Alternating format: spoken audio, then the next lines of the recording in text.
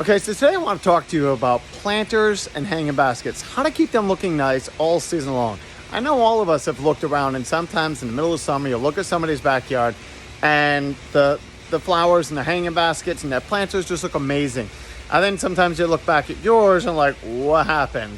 Seemed just like yesterday, it looked beautiful, and then all of a sudden it's leggy, it's flopping, it's just not looking anywhere near like it did when we first bought it. Now I end up throwing it out and either don't have flowers for the rest of the season or end up having to go out and buy some more. So today I want to talk to you just a few tricks about how to keep planters looking good all season long, and just a few pitfalls on what to do to avoid headaches, but at the same time, if that hanging basket or planter really gets out of control, what to do about it. Let's take a peek. Okay, so this is a classic example of a nice looking hanging basket that's a combination. You can see we've got 2 or 3 different color plants in there. It's growing, but a lot of times what happens is these plants, some of these aggressive petunias can get like this. They can really start stretching and getting leggy and stretching all over the place, and for a while they look beautiful, and then overnight you start looking down at the top and it's all flat and bare on the top. You can see right down to the dirt, and then your plant just seems to be flopping. Now some plants like this one, it's the nature of the beast. This is just a leggier variety. You got the lobelias in there. They're just more of a wispy plant. But you put 2 or 3 little branches in here that get hit on the wind or just look floppy, they can do a lot of, the planter itself may look great, but because that one branch, it really starts to look crazy and we don't know what to do about it. The trick is, pull out your scissors. Doesn't have to be anything fancy. Doesn't need to be anything big. Don't overthink it. If the branches are really getting floppy and hanging off, just trim them off. The plant's going to look a lot better as time goes on. The problem is you don't want to trim too hard at once, because then you get left with no flowers and it becomes a real headache. So like when it comes to something like this, my number one rule is prune them. You just don't have to even think about it. You don't have to pick any special spots. Just look at it and I start saying, okay, what are the biggest branches that are falling down low and really hanging down, and periodically just start cutting them off. The trick is pruning your plants periodically. I would probably snip some of these, but every week, or actually even every few days, if you go through here and trim a dozen random branches all the way around, and then turn around and don't really think about it, just go inside, pick a spot, and then prune them off. What that's doing is right here where I prune that branch, it's just going to make it, I prune the limb off, but all it's going to do, you can see all in here, I trimmed this right here, well, all underneath it, it's going to make all this branch over here. So instead of all the energy in the plant coming out to this one branch that's coming way out the front, it's going to make 3 or 4 new branches there that are going to spread sideways. That's going to keep your plant nice and tight.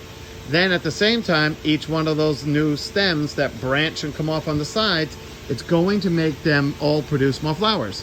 So therefore, if every week you go through and just pick off a dozen, 2 dozen, I mean, something like this, you can do quite a bit. I could go in here and cut 2 dozen random little branches off here and you would never miss it and never notice it. But that's the key. If you do nothing and just keep the plants going, it's never going to shut off. It's never going to, it's not going to stay nice and tight.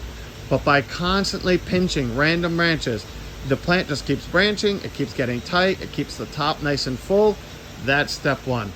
Okay, so the next thing that I recommend doing for planters and hanging baskets, all the same, is fertilizer. You got to keep fertilizing them, especially for us. We use Proven Winners for everything. And the one thing with them is they're very big, hungry plants.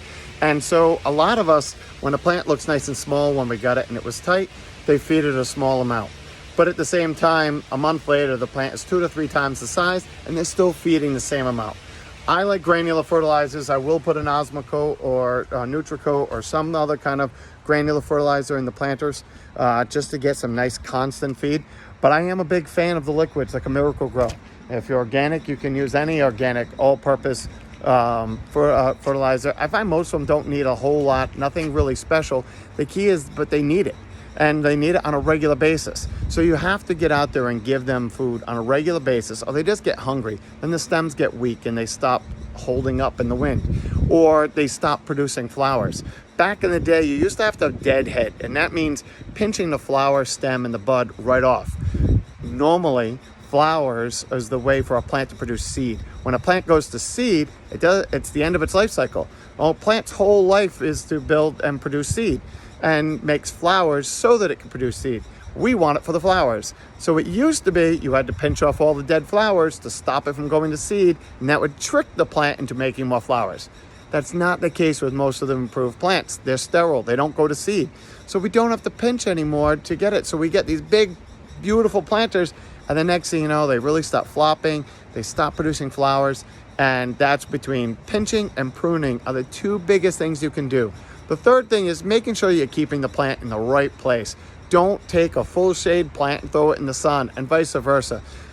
Find out, read the tags, do your homework once, figure out what the plants need to stay happy based on what they are, and then plant them up accordingly. Now sometimes, it's pretty bright out today, so I'm bouncing around. Sometimes planters just get the best of us, and they really start getting leggy, like this one I'm about to show you. Well, actually, let's just... You can see this one. So up front, I mean, when you look at it from a distance, it's still flowering, it's still is producing tons of flowers. But when you start looking up close, when I get up close, I can already start to see the bottom down at the bottom. I should never be able to see the dirt in a pot. Usually that's part of the headaches. There's a couple aphids floating around. The plant's just looking wispy. When you start looking at it, I've got a lot of green growth that's coming down and just flopping around. This is when it's time for what I call the cure or kill method. Now, the cure or kill method for planters is just kind of what it sounds. We're gonna hit these things back really hard. And many times with this planter, I'm gonna prune this plant right around the whole perimeter of the pot. And then I'm gonna go across the top and treat it like a chia pet. And I'm gonna just shear the whole top of it.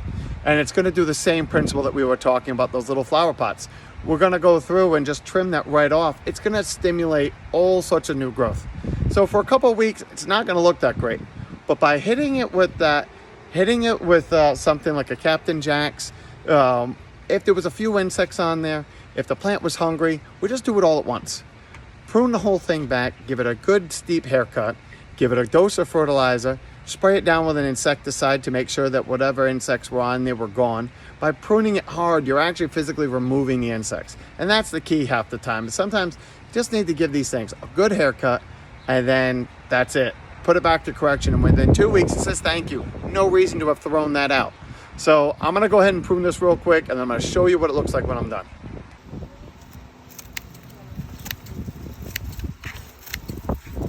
So I'm not even thinking about it. This is one of the hardest things. We train most new people for it. It took me years to get my mom comfortable with doing this back in the greenhouses. When you're into plants, it's inevitable that something's going to get ahead of you. Maybe they were a little too crowded in.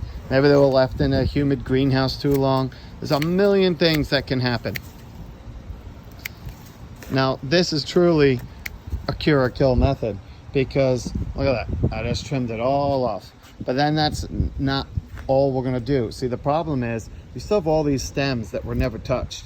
And with these, what happens is this is gonna get all the energy that was going into all these sides.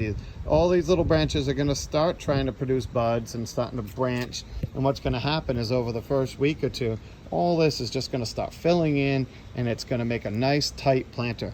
The difference is it can also start getting leggy because these branches already have buds and it's already growing. I have to now go through and trim the top too. That's the key when you're planting it. You have to think about it. When you're doing something like this, you have to trim every last branch on here. And again, I'm not really even thinking about which ones I'm pruning because I need to prune them all. So you just go through, nip them all really hard. And it's gonna look horrible for a little bit. Just make sure you've got everything.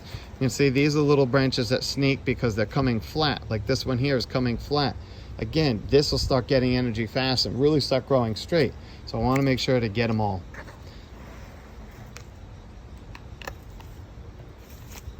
And that's it.